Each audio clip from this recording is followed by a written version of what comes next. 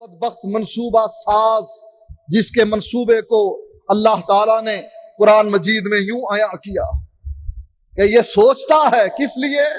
اسلام کے خلاف بند باندھنے کے لیے، توحید کے خلاف محاذ آرائی کے لیے، سنت کو برباد کرنے کے لیے، بدعت کے پھیلاؤ کے لیے۔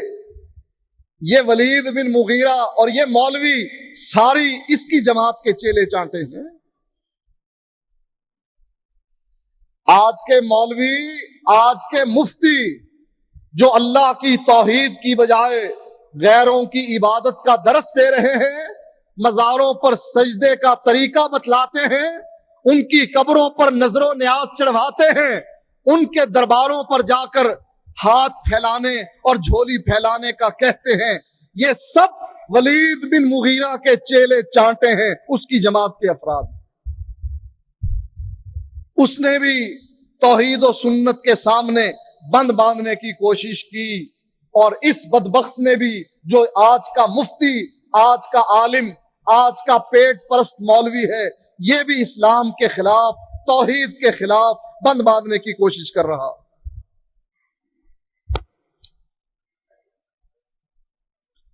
وگرنہ آج مولوی اگر متفق ہو جائیں کہ ہم نے دین اسلام کی حفاظت کرنی ہے، دین اسلام ایسے مسکین بنے، ایسے یتیم پھرے، لوگوں کے دروازوں پر دستک دے، ارے مجھے کوئی بچانے والا نہیں، مجھے کوئی سنبھالنے والا نہیں، میرا کوئی سہارا نہیں، میری بات کرنے والا کوئی نہیں۔ لیکن بدبخت مولویوں کے اپنے مسلک، اپنے مذہب، اپنے طریقے، اپنے امام، اپنے پیر، اپنے طریقت کے سلسلے، یہ سارے انہوں نے اپنے سامنے رکھے ہوئے ہیں۔ کتاب و سنت کا والی وارث کون ہے؟ اہل حدیث۔ اور اہل حدیث کہاں ہے؟ مر گئے۔ اہل حدیث کہاں ہے؟ بغیرت بن گئے۔ کہاں ہے اہل حدیث؟ ڈوب گئے دنیا میں۔ کہاں گئے اہل حدیث؟ کھا گئی برادری ان کو۔ انہوں نے ہار بنا رکھا ہے رسم و رواج کا۔ کسی اہل حدیث کی شادی میں جا کر دیکھ لینا، ان کی عورتوں کے فیشن، ان کی زیب و زینت، یہود بھی دیکھ کر شرمائیں، کافروں کو بھی شرم آئے۔ یہ مولوی صاحب کی بیوی، یہ داڑھی مینیجر کی بیوی، یہ بابا جی کی بیوی، اس کی بہو، یہ نمازی کی بہو، ایسے گندے لباس میں، ایسے باریک لباس میں، اتنی فیشن شدہ، فیشن کرنے والی عورت۔ توبہ توبہ توبہ۔ کافر بھی دیکھ کر، بے دین بھی دیکھ کر جن کو توبہ توبہ کریں، وہ آج کا اہل حدیث۔ مر گئے وہ اہل حدیث جن کے دل میں درد اور دکھ تھا اسلام کا، فات ہو گئے، زمانہ بیت گیا۔ کہنے لگے حضرت عمر سے، عمر تیرا کیا خیال ہے میں وہ جھنڈا لپیٹ کر اپنے گھر میں رکھ لوں؟ کیا کہا تھا حضرت عمر نے ابو بکر صدیق کو؟ عمر یہ فوج مدینے سے باہر بھیج رہا ہے، مدینہ دار الخلافہ، اگر دار الخلافہ نہ بچا ملک کہاں سے بچے گا؟ ملک تب بچے گا جب دار الخلافہ محفوظ ہوگا۔ اور تو نے نبی کے دفن کرنے کے بعد یہ اعلان کر دیا ہے کہ جس لشکر کو اللہ کے نبی نے لڑائی کے لیے بھیجا تھا وہ نکل کر مدینے سے فلاں جگہ پر جمع ہو جائے۔ ابو بکر کچھ تو سوچ، فیصلہ کرنے سے پہلے مدینے کے حالات دیکھ۔ ابو بکر سیدھے سے مسلمان تھے، جواب میں کیا کہنے لگے کہ یہودیوں سے لڑنے کے لیے میں نے فوج علیحدہ رکھی ہوئی ہے، مرتد قبائل سے مقابلے کے لیے بھی لوگ ہیں۔ کیا جواب دیا؟ سادہ سا۔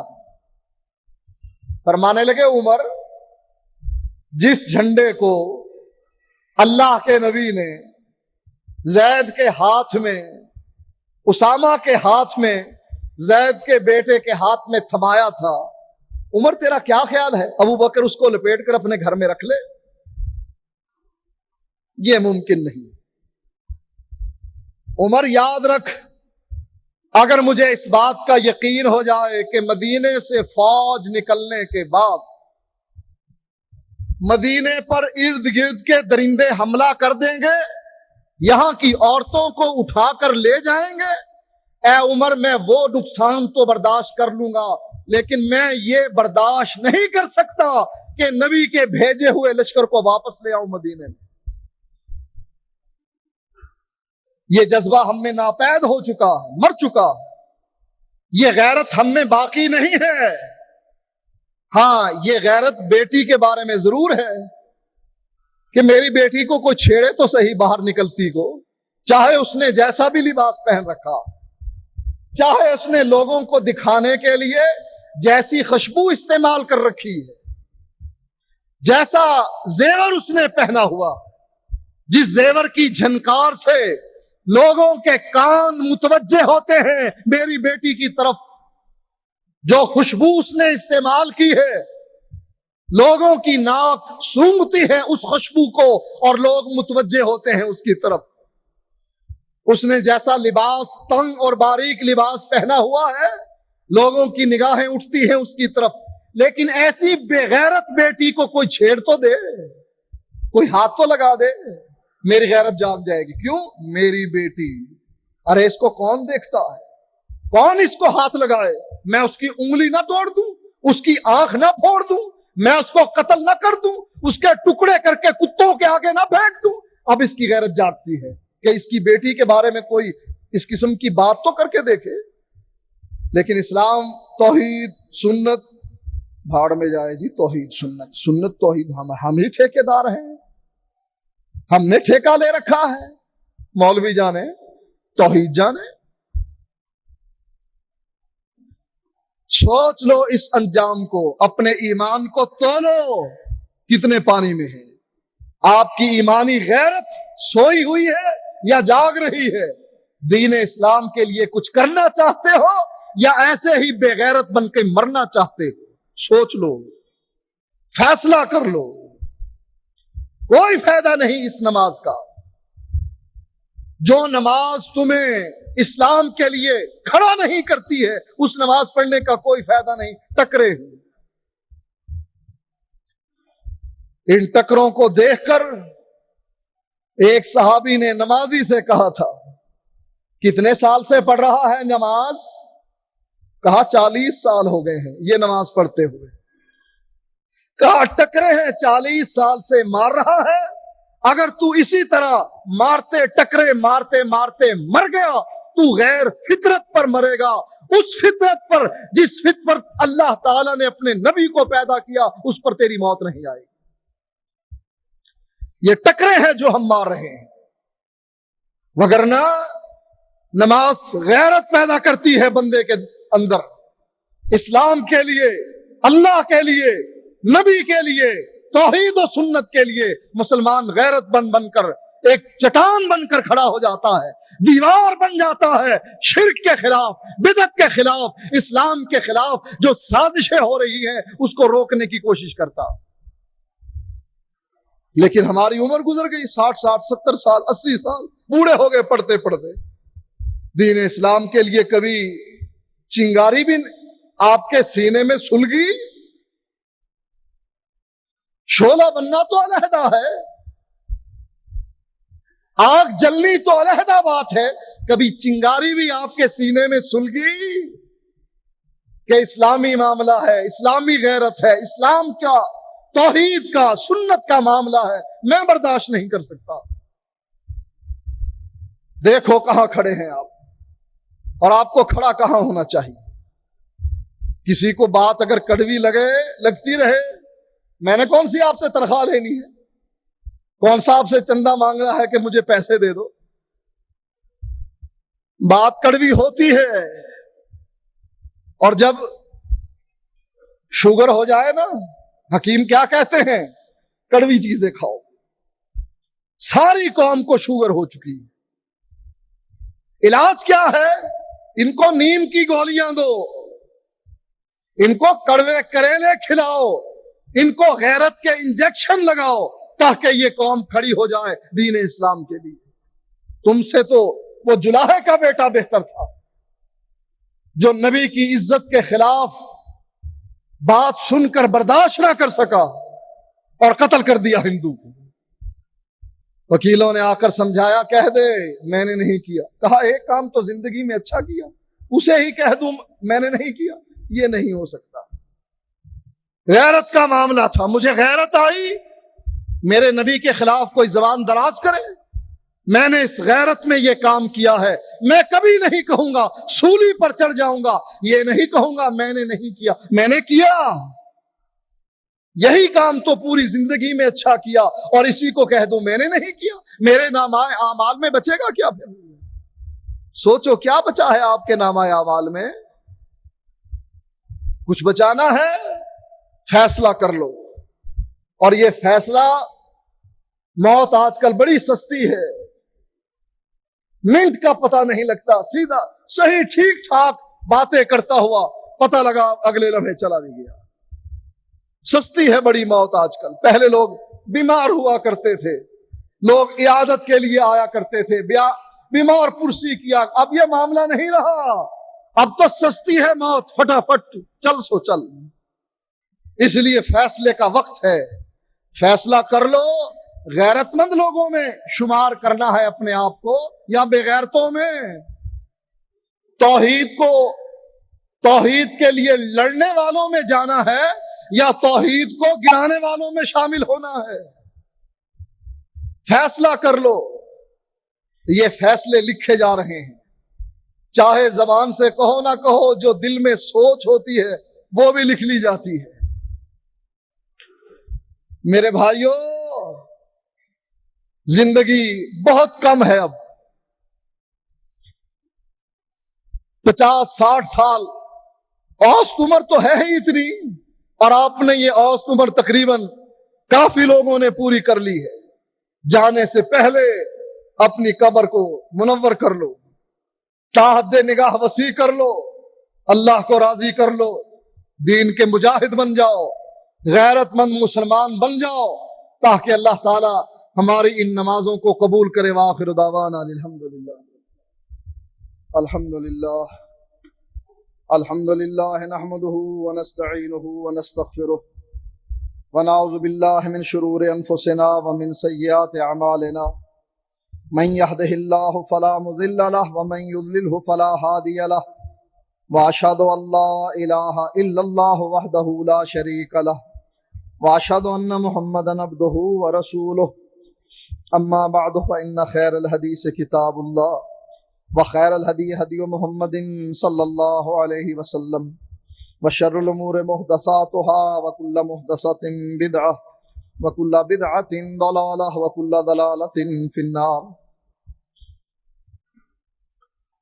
پچھلی دفعہ بھی اے سی کے بارے میں اعلان کیا تھا، ایک اے سی کی رقم اور جمع ہو گئی ہے، ساتھیوں نے رقم دی ہے، اللہ ان کو جزائے خیر عطا فرمائے۔ آج بھی کوشش کریں 2 اور اے سی لے لیں تاکہ ان کو لگا کر رمضان کی عبادت کو خوشگوار بنایا جا سکے، گرمی کا کچھ توڑ کیا جا سکے۔ ڈاکٹر مشتاق عباسی صاحب ہیں، ان کا بھتیجا ہسپتال میں ICU میں داخل ہے، ان کے لیے بھی دعا کریں۔ اسی طرح ثاقب صاحب کا بیٹا بیمار ہے، ان کی صحت کے لیے بھی دعا کریں۔ راجہ نادر کیانی صاحب کی پھوپھی کینسر کی مریض ہے اور MH ہسپتال میں داخل ہے، ان کے لیے بھی دعا کریں۔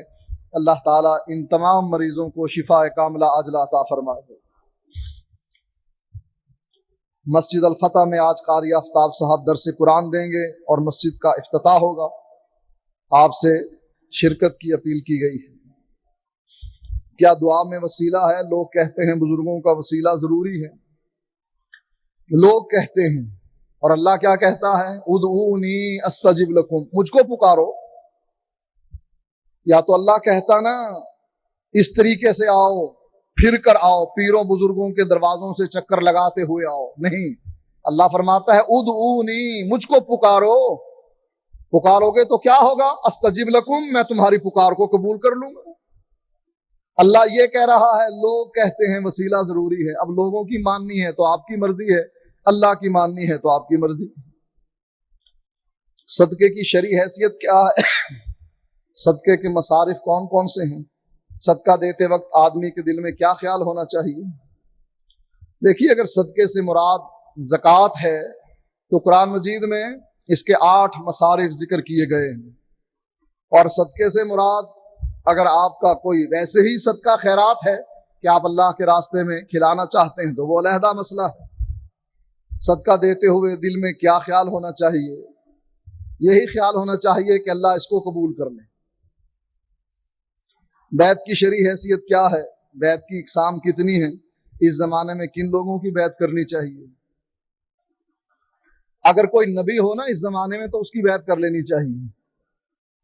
और अगर आपका ईमान है कि अल्लाह के नबी आखिरी नबी थे तो नबी के साथ बैत खत्म। जब नबी नहीं तो बैत किसकी? अगर पीर की बैत करनी है नबी समझकर तो ठीक है, फिर नबी बना लें उसको नया। क्योंकि इस्लाम में 2 बैतें हैं, एक खलीफे की, एक नबी की। खलीफा भी नहीं, नबी भी नहीं। खिलाफत का निजाम कायम होगा तो बैत खलीफे की जाएगी। इन बैतों के अलावा जो पीरों ने बनाई है ना कि हाँ जी बैत करो, पता है बैत करते हुए क्या है? पैसे भी साथ जाएगा। लिहाजा उन्होंने ये कारोबारी चक्कर चला रखा है, क्योंकि ये दूसरे काम तो उनसे हो नहीं सकते कि और कारोबार करें, कोई दुकान खोलें, कोई फैक्ट्री लगाएं। कहा भाई अपनी कमाई इस तरीके से करो, खाओ पियो लोगों से। कोई नहीं आजकल बैत किसी से नहीं करनी चाहिए। नई दुकान शुरू करने वाला हूं, दुकान के लिए दुआ के लिए लोगों को बुलाना, मिठाई खिलाना इस्लाम में क्या है? ये दीनी नहीं दुनियावी अमल है। आप एक काम करने लगे हैं, लोगों की आप दावत करते हैं तो कर लें। दीन का इससे कोई ताल्लुक नहीं, करना चाहें कर लें, कोई मना नहीं है। नए काम के लिए इस्लाम क्या कहता है, कैसे शुरू करें? इस्लाम ने कोई खास हिदायत इसके बारे में नहीं दी कि नया कारोबार कोई करना है तो उसके लिए क्या करें, देख पकाएं, मिठाई बांटें, दावत करें, ऐसी कोई बात नहीं। दीन में नया काम करेंगे तो बिदअत कहलाएगी। ये दुनिया का काम है, जैसे दिल में आता है, जितनी जेब इजाजत देती है उतना कुछ कर लें। क्या आप लोग तबलीग के लिए भी निकलते हैं? निकलते हैं। लोगों के घरों में जाकर दरस वगैरह के प्रोग्राम हमारे होते हैं, लेकिन तबलीगी जमात की तरह साल भर के लिए, 2 साल के लिए, सारी उम्र के लिए निकले, बिस्तर कंधे पर डाला, बीवी कहीं और जा रही है, मियाँ कहीं और जा रहा है और बच्चे कहीं और जा रहे हैं। बदबख्त ऐसे हैं, टेलीफोन भी आ जाए ना घर से चिल्ले के दौरान कि साल का चिल्ला है, बीवी फोन करके पूछ रही है बेटा बीमार हो गया, कहाँ लेकर जाऊं?